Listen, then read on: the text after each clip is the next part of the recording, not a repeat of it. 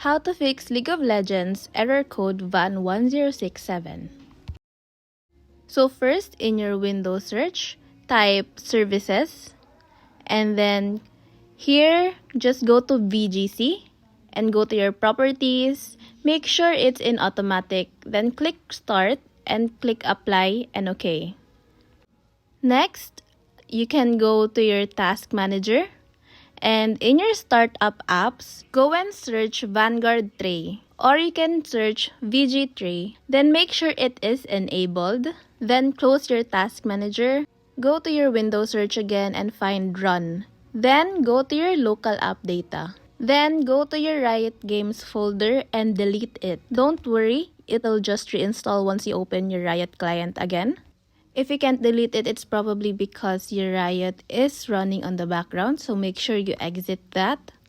And then after that, go to your Windows search, type add or remove programs, and once you're here, go find Riot Vanguard and uninstall Riot Vanguard. Don't worry, it will just reinstall again by updating your game. Then restart your PC and launch your game again.